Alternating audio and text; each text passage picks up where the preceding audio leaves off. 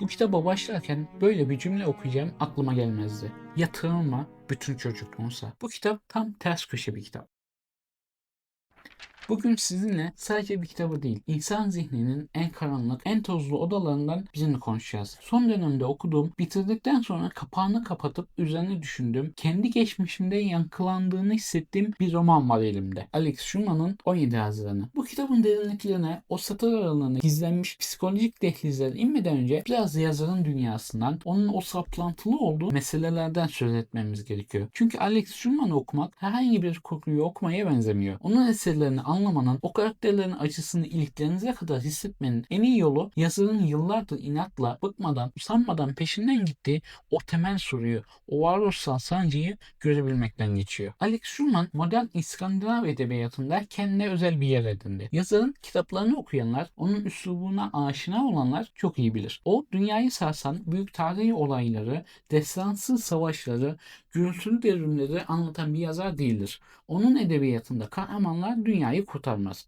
Onun asıl ilgisini çeken şey insanların o görünmez, sessiz, daracık iç dünyalarıdır. Yazar aile içinde bir türlü söylenemeyen o ağır sözlerin çocuklukta açılan ve üzeri kabuk bağlasa da içten içe kanamaya devam eden o derin yaraların yıllar sonra bile kapanmayan sessiz kırgınlıkların yazarı. Bir insanın karakterini, kaderini, hayatla kurduğu bütün bağı şekillendiren o görünmez saniyelerin peşindedir. Bu yüzden yazarın romanlarında sık sık aynı konularla, aynı hayaletlerle yüzleşiriz. Aile ilişkileri, ebeveynler ve çocuklar arasındaki o kopmaz ama bir o kadar da boğucu bağlar. Hafızanın güvenilmezliği, suçluluk duygusu, utanç ve insanın kendi geçmişiyle olan o kanlı hesaplaşması. İlk bakışta bunlar tekrar eden, birbirine benzeyen konular gibi görünebilir. Ama Alex Schulman araştırdığım kadarıyla her romanında aynı yaraya, aynı kanayan dokuya biraz daha farklı, biraz daha acımasız bir açıdan bakar. Hayatta kalanlarda kardeşlik ilişkilerini ve travmanın kardeşleri nasıl birbirine düşürdüğünü merkeze koymuştu. Malmö istasyonunda ise acının kuşaklar boyunca genetik bir miras gibi nasıl aktarıldığını anlatmıştı. 17 Haziran'da ise belki de bunların hepsini tek bir potada eğsen, hepsini bir araya getiren bir roman. Çünkü bu romanın merkezinde yalnızca bir ailenin trajedisi yok. Aynı zamanda hafızanın bizzat kendisi, hatırlama eyleminin ne kadar yanıltıcı ve tehlikeli olabileceği gerçeği var. Gelelim hikayemize. Romanın baş kahramanı Vidar. 40'lı yaşlarının sonlarında kelimenin tam anlamıyla hayatı ellerinden kayıp giden bir öğretmen. Hikaye başladığında Vidar'ın hayatının en zor, en dibe vurduğu dönemlerinden birine tanık oluyoruz. Çalıştığı okulda bir öğrenciyle yaşadığı bir şiddet olayı nedeniyle görevinden uzaklaştırılmış durumda. Olayın ayrıntıları bize ilk başta tam olarak verilmiyor. Her şey bir sis perdesinin arkasında. Ancak Vidar'ın hayatının kontrolünü tamamen kaybettiğini, bir şeylerin koptuğunu ve o kopan parçanın bir daha yerine getirilemeyeceğini hissediyoruz. Mesleğini, kimliğini kaybetme tehlikesiyle karşı karşıya. Kendisi devasa bir kalabalığın içinde giderek daha yalnız, daha yabancı, daha anlaşılamaz hissediyor. İnsanın o en savunmasız kaldığı, her şeyin üzerine yıkıldığı anlardan birinde eski eşyaların, tozlu kutuların arasında ailesinin yıllar önce kullandığı göl kenarında o eski yazlık eve ait bir telefon numarası buluyor. Hayatınız alt üst olmuşken, sığınacak hiçbir limanınız kalmamışken, çocukluğunuzun o sözde güvenli limanına ait bir numara bulsanız ne yapardınız? Vidar'da belki çoğumuzun o çaresizlik anında yapacağı o mantıksız ama dürtüsel şeyi yapıyor. Numarayı arıyor. Uzun uzun çalan telefonun ucunda bir ses duyuluyor. Telefona babası çıkıyor. Buraya kadar her şey tuhaf. Melankolik ama yine de dünyevi bir durum gibi gelebilir. Fakat ortada gerçekliği karşılayan bir problem vardır. Vidar'ın babası yıllar önce ölmüştür. Vidar ilk başta bunun kötü, acımasız bir şaka olduğunu düşünüyor. Zihni bu imkansız durumu rasyonalize etmeye, mantıklı bir çerçeveye oturtmaya çalışıyor. Ama kısa süre sonra gerçeği fark ediyor. Telefon geçmişe bağlanmaktadır. Üstelik öyle rastgele bir zamana değil, yalnızca tek bir güne, zamanın o noktasında asılı kalmış spesifik bir tarihe, 17 Haziran 1986'ya.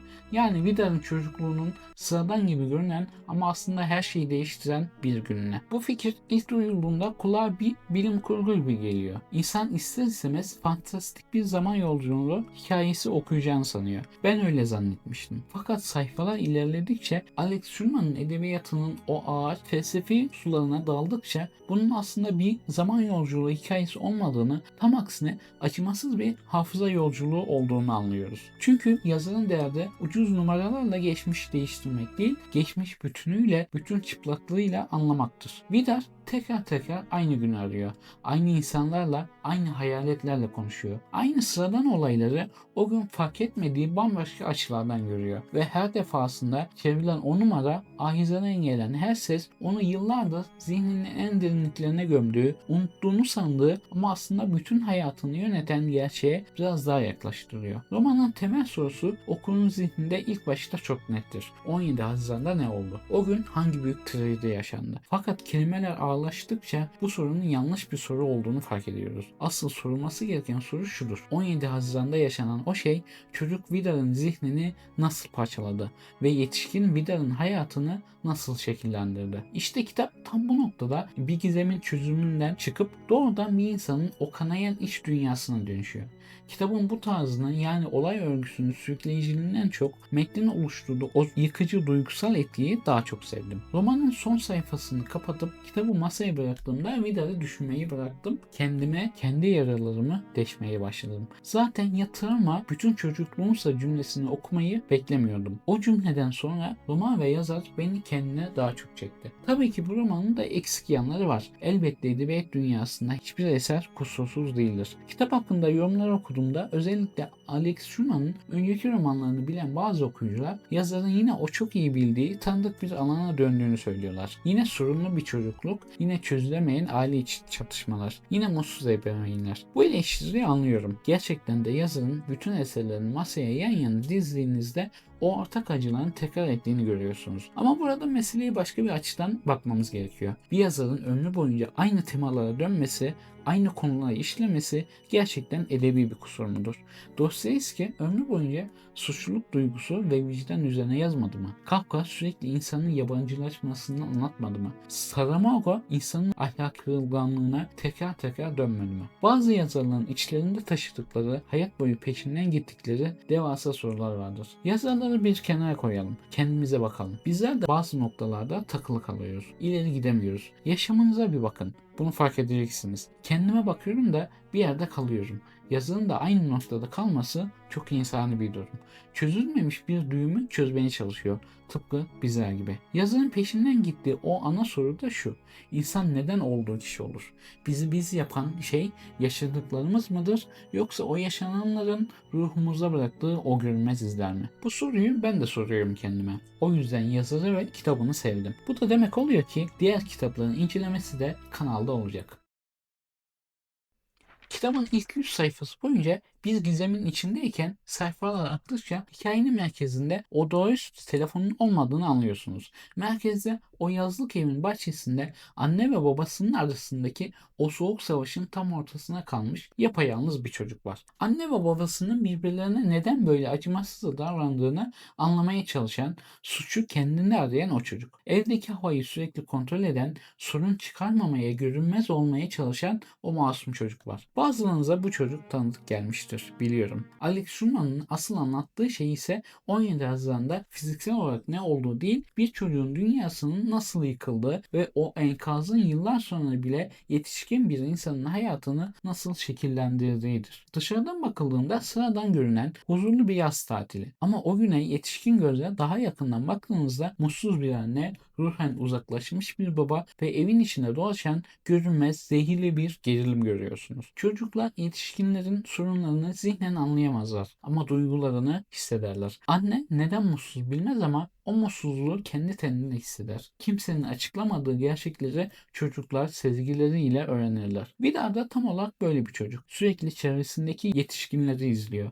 Evdeki havayı soluyor ve bunu yaparken yavaş yavaş çocuk olmaktan çıkıp bir gözlemciye evin duygu durumunu düzenleyen bir mekanizmaya dönüşüyor. Psikolojide bu duruma ebeveynleşme deniyor. Çocuğun ebeveynlerin duygusal yüklerini üstlenmesi durumu. Çocuk Vida'nın omuzlarına binen bu yük, yetişkin Vida'nın öfke krizlerinin, takıntılı davranışlarının temelini oluşturuyor. Okulda yaşanan şiddet olayı bugünün olayı değil. 10 yıllar önce başlayan bir zehirleme sürecinin sonucu oluyor. Gelelim hafızaya. Alex Schulman hafızaya öyle ilginç yaklaşıyor ki o Vidar'ı sadece zihinsel bir yolculukla geçmişe döndürmüyor. Onu aktif olarak kendi çocukluğuyla konuşturuyor. Telefon görüşmeleri birer terapi seansına dönüşüyor. Vidar her aramada yalnızca bilgi toplamıyor. Yıllardır kaçtığı duygularla yüzleşiyor. Ortaya çıkan şey büyük bir sır değil. Bir insanın kendisini anlamaya başlaması oluyor. Bu noktada çocuğun görünmez olmak istemesi beni en çok sarsan detaylardan biri oldu. Küçük Vidar çocukken görünmez olmayı seviyor. Saklanıyor. Başlangıçta bu bir oyun gibi görünse de aslında bu onun aile içindeki varoluşsal konumu. Evde sorun çıkarmamaya, az yer kaplamaya çalışıyor ve romanın en trajik gerçeği yüzümüze çarpıyor.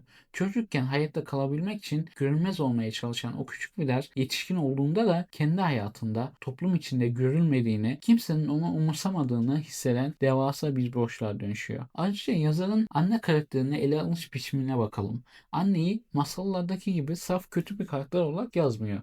Onu melek gibi de resmetmiyor. Onu bütün zaaflarıyla bir insan olarak yazıyor. Bir yandan kadının mutsuzluğunu anlayabiliyoruz. Diğer yandan kendi açısına kör olduğu için çocuklarına verdiği devasa zararı görüyoruz. Alex Schulman kolay suçlar yazmıyor. İyi niyetli insanların bile aynı evin içinde birbirlerini nasıl kanattıklarını gösteriyor. Romanın ilerleyen bölümlerinde telefonun yalnızca bir iletişim aracı değil, yıllar boyu kurulamamış bağlantıyı temsil eden bir metafor olduğunu anlıyoruz. Vida çocukluğunda annesine ve babasına ulaşamamış, onlarla gerçek bir bağ kuramamıştır ve yıllar sonra ilk kez o telefon aracıyla konuşmaya, kendini ifade etmeye başlamıştır. Yazlık evde yalnızca bir mekan değil, Vida'nın zihninin ta kendisidir. Dışarıdan bakıldığında doğanın içinde huzurlu duran ama içeride büyük yalnızlıklar, kilitli kapılar ardında korkular barındıran bir alan. Peki neden 17 Haziran? Neden başka bir gün değil? Alex Schulman çok evrensel bir gerçeği tek bir günü bütün hayatın merkezine yerleştirerek anlatıyor. Hepimizin hayatında böyle tekil, keskin tarihler vardır. Bazen büyük bir gürültüyle, bazen sadece bir bakışla gelirler. Ve biz yıllar sonra dönüp baktığımızda hayatımızı ikiye bölen çizginin tam da o sıradan gibi duran günden geçtiğini fark ederiz. Vida içinde 1986'nın 17 Haziran'ı hayatın tam ortasından geçen o çizgidir. Beynimiz olayların detaylarını unutabilir ama o anki duyguları asla unutmaz.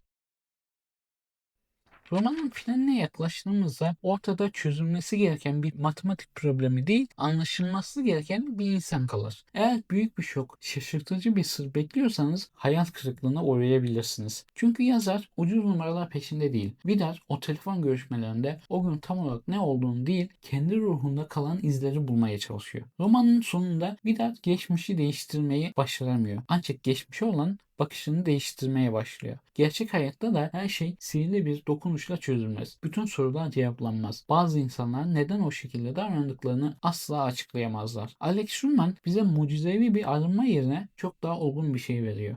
Farkındalık ve kabulleniş. Yetişkin olmak dünyanın bütün cevaplarını bulmak değil, eksik cevaplarla yaşamayı öğrenebilmektir. Hatırladığınız şey gerçekten yaşanan şey midir? Yoksa yıllar içinde zihnimizin kendi kendini kurmak için uydurduğu bir hikaye mi? Ailelerimiz hakkında hiçbir zaman her şeyi öğrenemeyiz. Sadece onların yüklerinin bizdeki sonuçlarını yaşarız. Bu kitabı kapatıp o son cümleyi okuyup masada bıraktığımda içimde yankılanan en büyük soruyu şimdi ben size sormak istiyorum. Eğer gerçekten elinizde geçmişe sadece tek bir güne bağlanan o telefon olsaydı zamanın nehrinde geriye gidip o çalan telefonu açarak birine ulaşma şansınız olsaydı çocukluğunuzdan hangi tarihi hangi olayı seçerdiniz? O ahizenin diğer ucunda kimin sesini duymak isterdiniz? Yıllardır içinize biriktirdiğiniz hangi soruyu sorardınız? Ve her şeyden önemlisi verilecek o cevabı duymaya gerçekten hazır mısınız? Belki de geçmişin yakınızı bir türlü bırakmamasının asıl nedeni sizin bir türlü geçmişi bırakamamanızdır. Belki bazı günler gerçekten 24 saat sürse de ruhumuzda asla bitmezler. Takvim yapraklarından silinirler ama içimizde sonsuza dek yaşamaya devam ederler. Vidar'ın 17 Haziran'ı böyle bir gün işte. Ve sanırım hepimizin hayatında adını koyamadığımız, kimselere söyleyemediğimiz ama içimizde yaşamaya devam eden, o telefonu her gün gizlice aradığımız bir 17 Haziran mutlaka vardır. Beni dinlediğiniz için teşekkür ederim. Videoyu beğenmeyi, kanala abone olmayı unutmayın. Bir sonraki videoda görüşmek üzere. Hoşça kalın, edebiyatla kalın.